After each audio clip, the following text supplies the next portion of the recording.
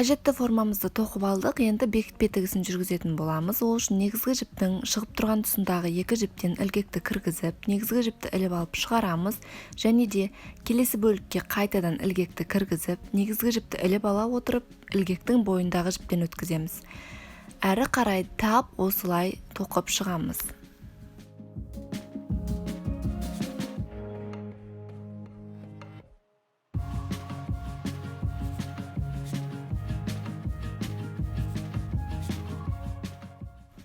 Қатарымыздың соңын бір-бірімен қалай жалғастырамыз? Ол үшін жіпті қажетті мөлшерде қиып аламыз.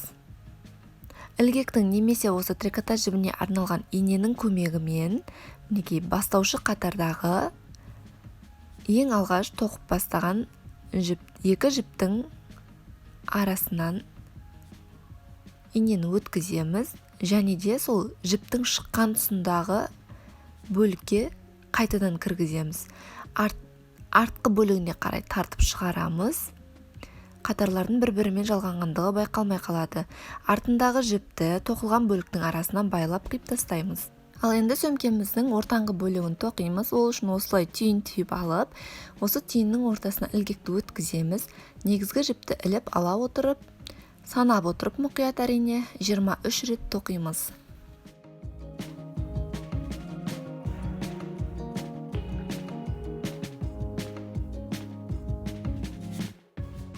20 қатар тоқыдық.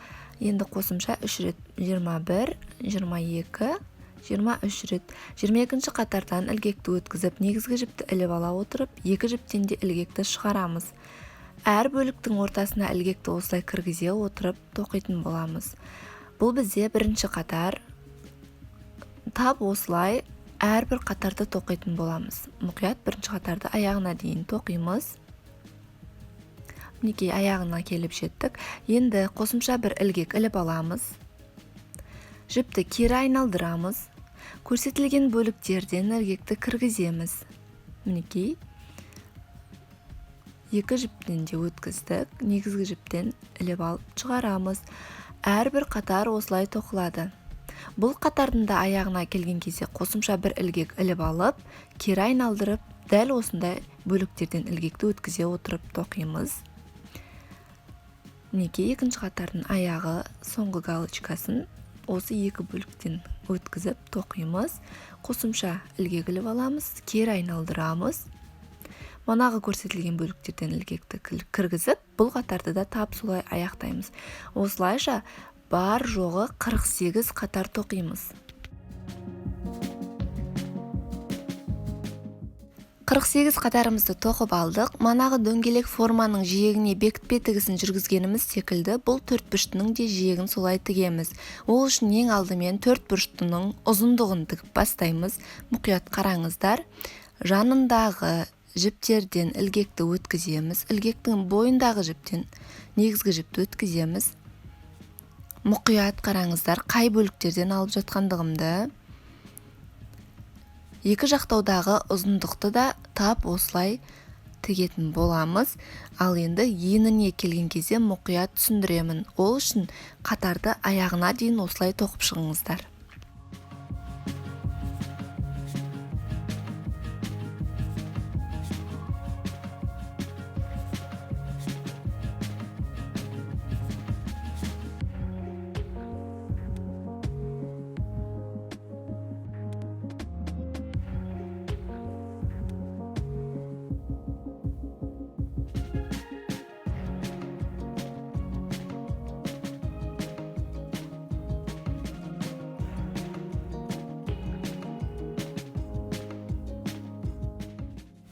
Алғашқы ұзындығымызды тоқып аяқтадық. Бастапқы кезде тоқығанда біз түйін түйдік қой, сол түйінді енді осы жерде ағытатын боламыз. Бір-ақ рет осы түйінді шешіп, жіпті тартыңыздар. Енді енін тоқитын боламыз. Осы бұрыштағы ашық бөліктен ілгекті өткіземіз. Ілгектің бойындағы жіптен негізгі жіпті өткіземіз. Көрсетілген бөліктерден ілгекті кіргізе отырып тоқитын боламыз. Тоқу барысында мына артық тұрған жіпті айналдырып аралықтарына кіргізіп тоқып жібереміз.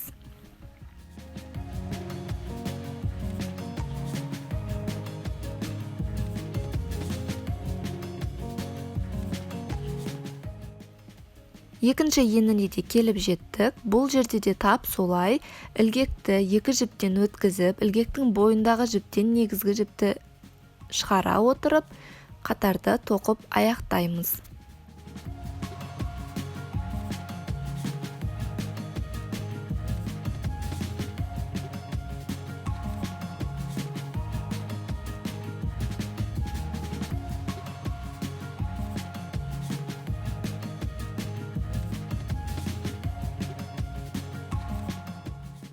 Қатарымыздың соңына да келіп жеттік. Енді бір-біріне байланыстыратын боламыз. Бұл да дөңгелек формадағы бекітпе тігісін байланыстырғанымыз секілді.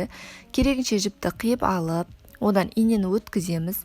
Бастаушы қатардағы екі жіптен өткізе отырып, жіптің шыққан бөлігіне инені қайта кіргізіп, негізгі жіпті артқы бөлікке өткізіп алып, тоқылған бөліктердің арасынан байлап тастаймыз.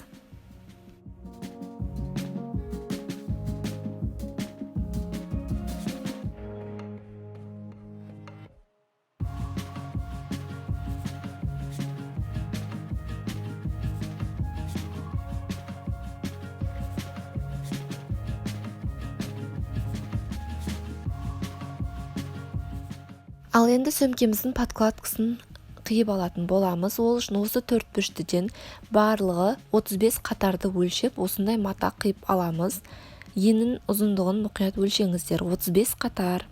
Ал дөңгелекті матаның үстіне орналастырып, дәл сол көлемде қиып аламыз. Яғни бізде тоқылған бөлік екі дөңгелек бір төртбұрышты болса, матамызда дәл сонда екі дөңгелек 35 қатарлы төртбұрышты мата қиып аламыз. Ал енді сөмкемізді құрастырамыз. Ол үшін дөңгелек форманың жанындағы екі галочкаға төртбұрышты форманың ені мен ұзындығы байланысқан, яғни бұрышындағы екі галочка тәріздес жіптен инені өткізіп аламыз. Кішкене мөлшерде жіпті артығынан қалдырамыз, және де келесі екі галочка секілді жіптерден кезектестіре отырып, тартып, дөңгелек формадан 6 галочка қалғанға дейін тоқимыз.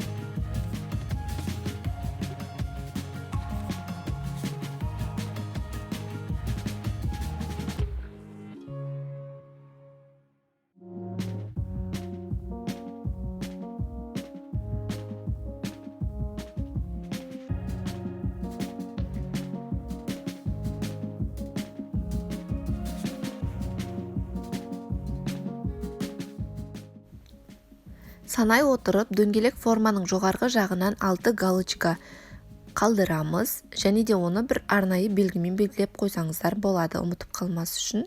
Мінекей, қараңыздар, 6 галочка қалдырдық.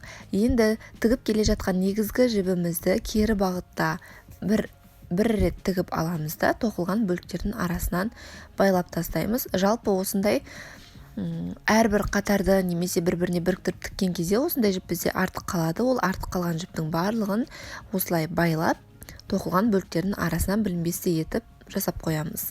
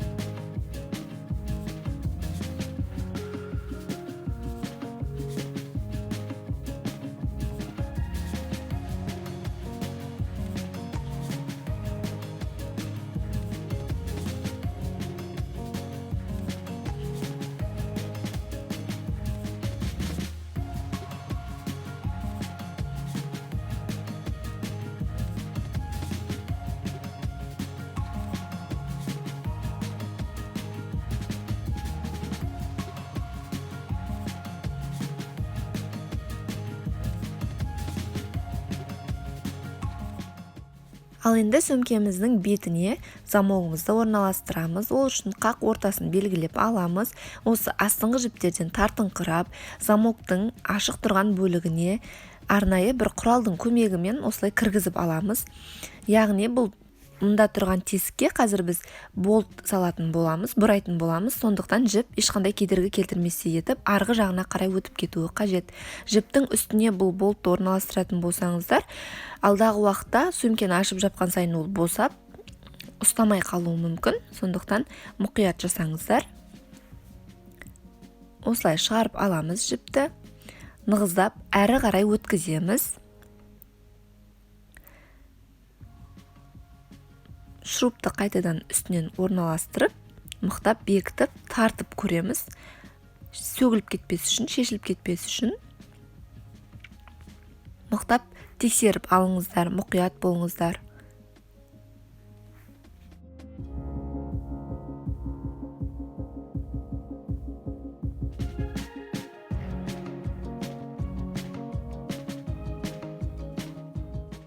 Ал енді замоктың астыңғы жағын орналастырамыз. Ол үшін бетін жабамыз.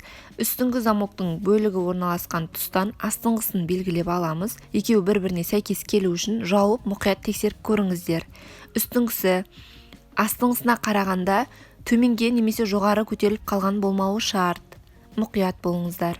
Дәл видеодағыдай етіп өлшеп алып барып орналастырыңыздар.